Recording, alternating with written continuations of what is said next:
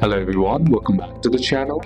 Hope you are doing well and fine, and in today's video I'll be showing you PSN how to use backup codes. So without wasting any time, let's just jump right on the video and make sure to watch this video till the end and follow the steps as well. So what are PSN backup codes? PSN backup codes are one-time use codes you can use if you can't access your phone or authentication app. Each code works once and is tied to your PSN account, and you usually get them when setting up 2SB on PSN. In order to use a backup code, what you need to do is simply head over to your browser, then on the search bar type your PlayStation account login, and then simply tap on PlayStation network link that is shown to you. Then once you're inside the PlayStation Network homepage, tap on the sign in option on the top right corner of your screen and enter using your email or sign in ID. Then tap on next and enter your password as usual. Then once you're inside there, what you need to do is normally ask for 6-digit code from your authenticator app or SMS. Select user backup code and this option appears under the 2SB prompt.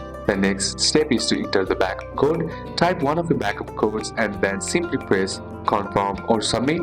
Only use each code once, and if the code is invalid, try another from your backup list. The next step is to sign in. If the code is correct, you'll be logged in and you can now access your account and generate new backup codes if needed by simply heading over to the settings, then selecting user and accounts. Inside user and account, select account, and inside account select security. Now inside security, select two-step verification, and inside two-step verification select backup codes, and you can generate the backup codes. So these are a couple of steps that you can apply, and that's it for today's video guys. Hope this video was useful to you. Leave a like if it did, comment down any questions that you have, and see you soon on the next one.